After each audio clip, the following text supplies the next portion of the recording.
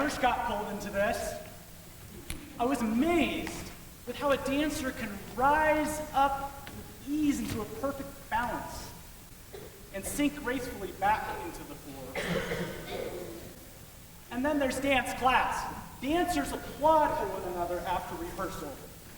We never applaud after physics lab. But it's the practice of dance that really gets me. The experimenting with motion.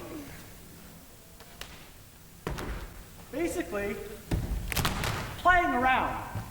Getting a feel for nature. See how it can be poked. And shaped. Because while we can't change nature, we still make choices about how to put it to use.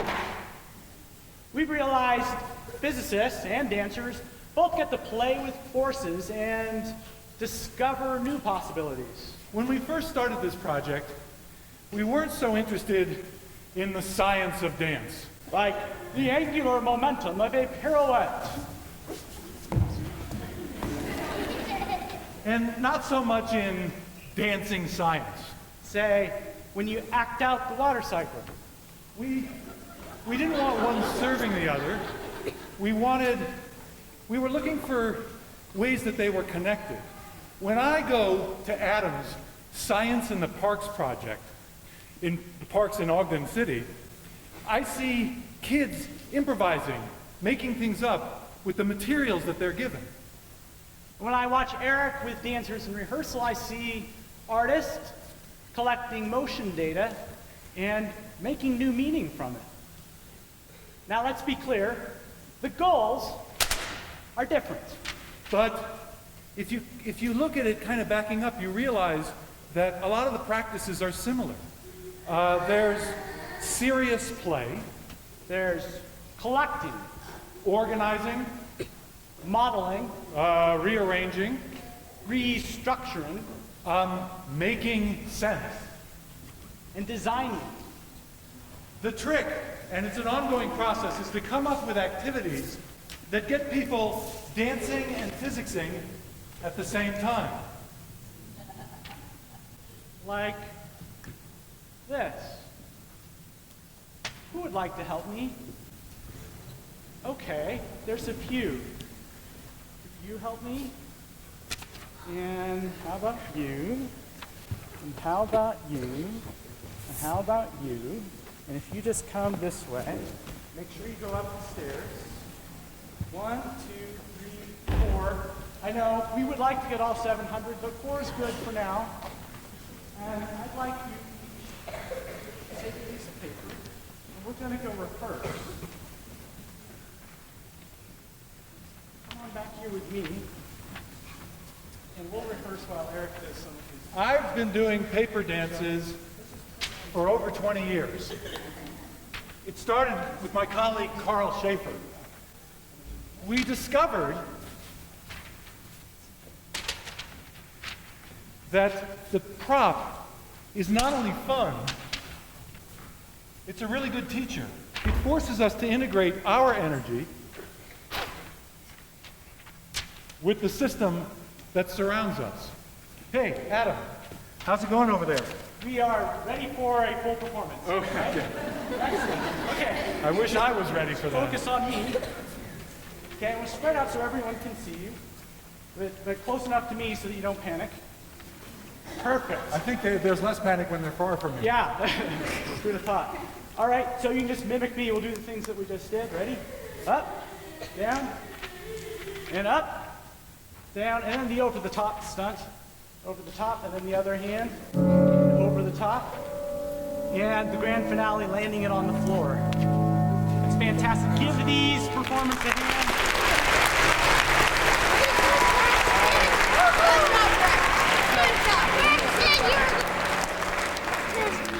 Can you tell us a little bit, because when I first learned to do this, I was dropping the paper all the time.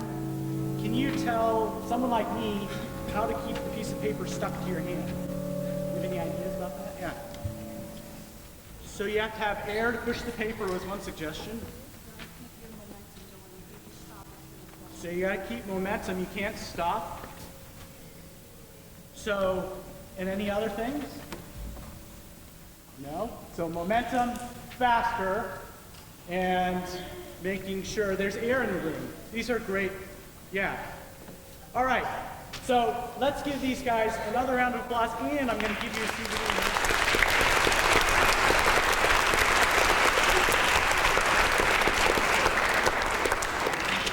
So here's the thing. I wish I had the time and the room for all of you to do this, but I'm going up about 4 times as slow as I'm going down. I have a question for you. What would happen if I reversed it? Up and then down 4 times as slow. Any guesses about is the paper going to behave the same or differently? Yes? It's not because if you go down, it So go down slow. yeah, because gravity pulls it down faster. So if I go down slow, gravity, you say, is going to pull it down faster. Are there any other guesses? Yes. Yeah.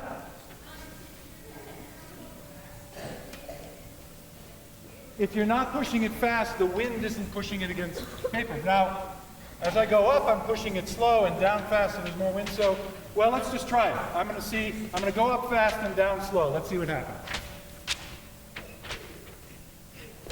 Okay, let me try it again. So is that different than the other version? Interesting. So we like to get young people doing this all the time. And here's an example, if you look on the side, of students from the Salt Lake Center Center for Science Education and middle school students working on this. The fun thing is, I've done this for so long, and yet when I work with students, I always see something new.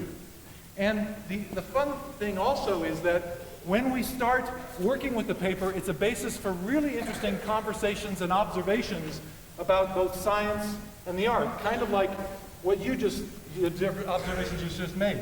So now I want to ask, so we talked about why it's different when I go down slow. We talked a little bit about it. Are there more reasons about why it's different?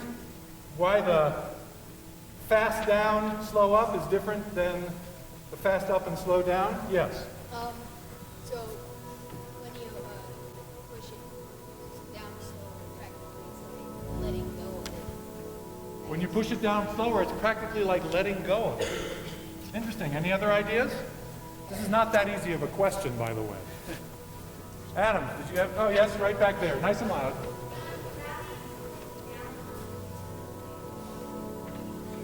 Okay. Gravity is pulling down on the paper. So we've got this gravity thing that we can't get rid of. That's awful, except for some things. And we've got this air that one of our performers was talking about. And those two sets of forces, the air pushing against the paper and the gravity's tugging on the paper, and our hand trying to stick to the paper, all these forces working together as a big system. Right. It's an interesting interplay. So when I'm going up, is the gravity still working on the paper? Right, so there's something different about that situation. There's the systems and there's the forces and there's all the stuff in the room. But for me, there's a whole other thing. There's being able to play with this. I get, as a stiff-legged physicist, to design a dance. And I'm going to debut that dance phrase for you right now.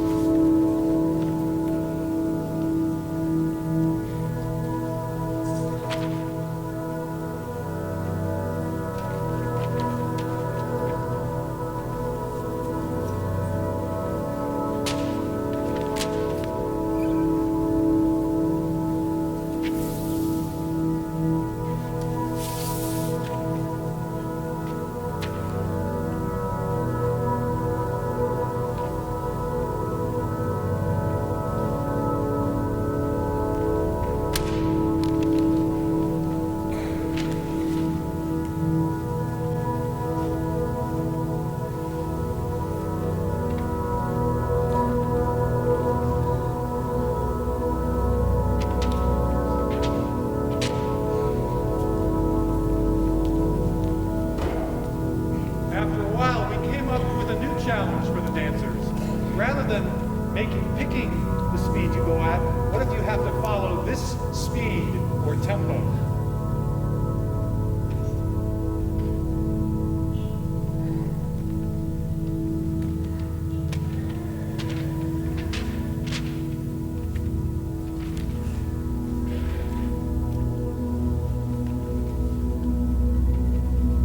Or what about these tempos?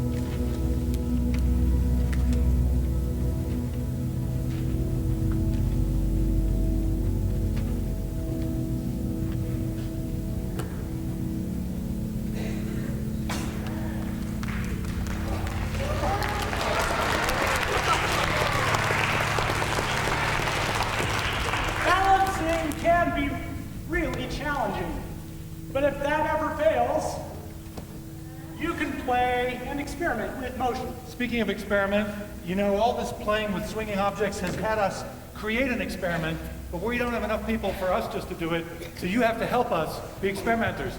Hold on, it's going to take a while. Lower your hands. You're all going to participate. So before I explain to you what you're counting as an experimenter, first I have to tell you whose experiment you're counting. We're going to arrange this by birthdays. If you're born in January, raise your hand. January people, you will be watching Rob. February birthdays. Raise your hands, and all February birthdays, pay attention to Josie. March birthdays, raise your hand. Marchers, you will pay attention to two people, Stephen and Candace. April birthdays, raise your hands. We want you to pay close attention to Kat. May, raise your hand. May people, you're going to pay attention to Ronnie. June birthdays. Good, you're paying attention. June birthdays, you watch Jamie. July, raise your hands. All right, July, you're going to look at Cintera. August birthdays, raise your hands and pay close attention to Anna. September, raise your hand. Septembers, you are going to look at Kristen. October birthdays, happy birthday, and pay attention to Kylie. November, raise your hands. November, you're going to pay attention to JC. And finally, December birthdays. December birthdays, pay attention to Jonathan. Now, first of all, I have to thank all these guest dancers from the Weber State community. It's great to have them. Now the question is, what is it we're researching? What is it we're experimenting with? You will be counting how many swings your dancer's pendulum does in 10 seconds. We get to keep track of the 10 seconds. The dancers swing the pendulums, and you're counting how many times those pendulums go across. Now, it's important to note, we call a swing as any time the pendulum changes directions or switches sides. So if this were my pendulum, I would count 1, 2, 3, 4, 5, and so on. So it's really important that you count accurately. We'll get a couple of counts for each one. But just to remind you, in case you forgot, we're going to have the dancers remind you who you're watching, which month. January, February, March, April, May, June, July, August, September, October, November, December. You all ready? When I clap my hands, they'll let go and you start counting. When I clap my hands, wherever you are in your count, you stop the second clap. It's important to keep the count to yourself. Is everyone set? Right. This is not a psychological experiment in psyching people out. So, We all ready?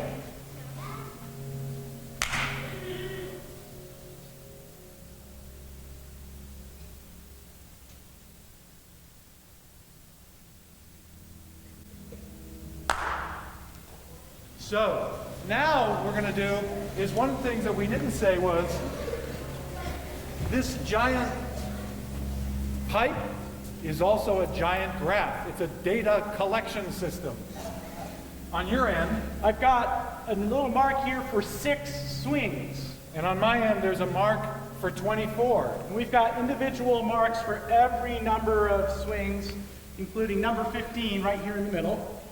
And then there's 14, 13, 12, etc. Put it further down stage. All right, so if you have your count and you remember it January, raise your hand. We'll take a few. Yes. You, yes. You. Yes. 23. Anybody? What did you get? Way in the back. Yeah. 24. What'd you get?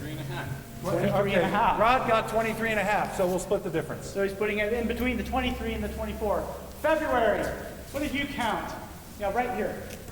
9 and front row. 8. 8. So 8 or 9. Sound about right? Yep. Okay. March, raise your hands. On the other end. Yes, what did you count? 8. And what did you count in the back? What? Yes, red in the very back. Yeah. What? 7. What'd you get? 7. 7. All right, 7, 8. Good. We have 3. April. Who's counting for April? And the sweatshirt that's halfway on right there. 20. And front row for comparison. 20. So I think 20 sounds about right. Excellent. May. Way in the back, loud. You were waving your hand. Yeah. 18. And yes. I got 18. 18. What'd you get? Nice. Great. So June. Who's counting for June? Yes, you seem eager enough. What? 9. Okay. And over here. 17. 9 and 17. What'd you get? I got 16. 16. So our 9 might have been like counting both the swings. Okay? It's Think an we're- easy thing to we're have all happen. seeing the same things. Yep. I'm sure we're on a month now. I think July. July. I'm trying to keep this from rolling. Yes, you. Yes. 14. You guys have good, nice, strong voices. Yes. Yeah. Yeah. No, you right here. Right there. Yes, you. Yes. 14. You get 14? Good. July. August. Who's counting for August? Yes, right here. 12. And take the other side. Yeah. 12. So the average of 12 and 12 would be about 12. Excellent. September. Raise your hand. Yes. 17 and yeah. 16. What'd you get? September. 15. All right. Okay. October. Birthday people. Right here in the middle. 14. And also in the middle, but closer. 14. So let's 14 sound about right? I got about 15. 14 or 15. November. Raise your hand. Yes, in the red hair. Yeah. 10. And right there. 11. 10, 11. What'd you get? 11. All right. And finally, December. It all hinges on December. Yes, right here. 10 and over here. 13. So 10. you got 10. So 10s and 10s, we'll kind of go with that. Excellent. So Consensus. this giant data collection device is now done. What do you think it's going to look like? Well, maybe we should just see. We can just see slowly.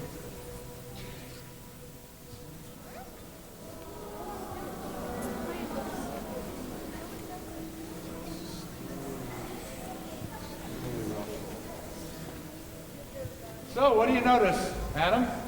Well, I've got all the longest strings here on my end. And I have the shortest strings with the most swings. Huh. And in between, we've got the middle ones, but it's not like it goes straight from longest to shortest. There's some kind of trend or curve or smooth thing Yeah, going on here. it's not a straight line. Right. So there's something about the shape of it that has to do with the nature of length of string and how many swings. This is a great finding we've all discovered here together. I think when we as scientists look to nature, we're trying to find patterns like this. And I suppose in the arts, we take patterns like this and we see what else we can do with them. Hey, I have another pattern I'd like to show you. Okay.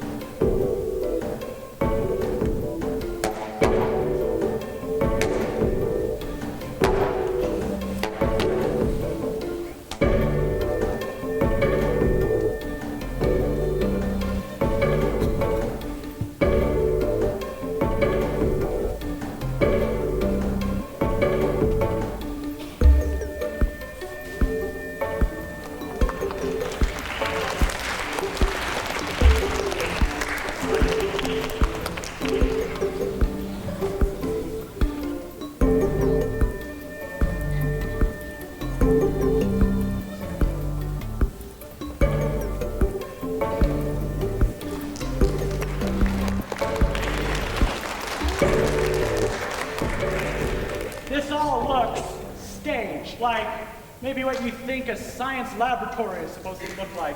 But in science and in dance, we have to keep our wits about ourselves. We have to look for new possibilities and see what's going to happen next.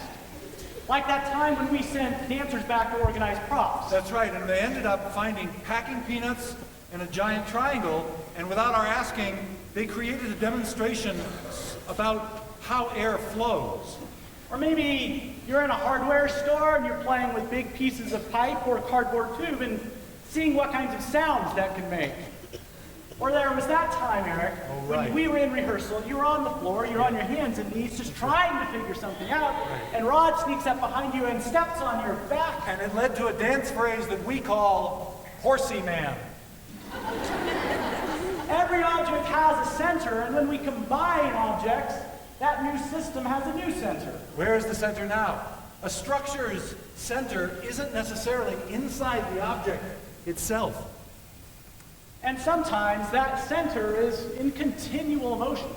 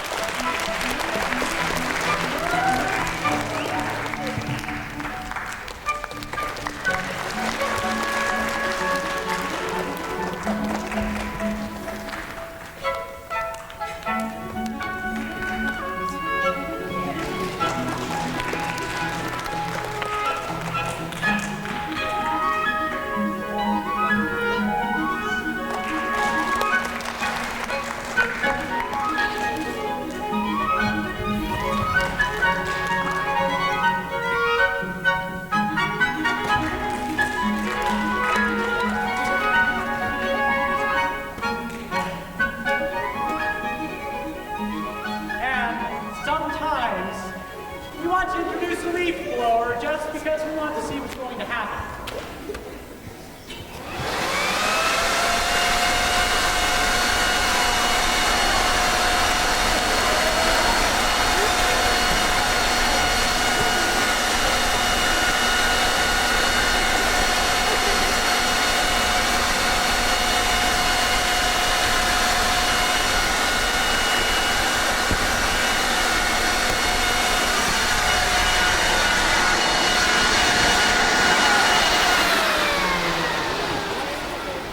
Hey, have you ever looked at something you've seen like a million times before and noticed something new about it? Hey, Adam, come here. A lot of these things are about how to structure air. The leaf blower makes a column of air that somehow suspends the beach ball. And these pipes, they also make columns of air, and we can make them like different lengths. See, look. Long pipe, low sound, shorter pipe, higher sound. Like the short strings had the fastest swings, Right. and the longest strings had the slowest swings. Right. So an engineer might see something like this and then get a new idea about how to design a bridge or structure a skyscraper. And an inventor might see this and think of designing a new instrument or composition of music.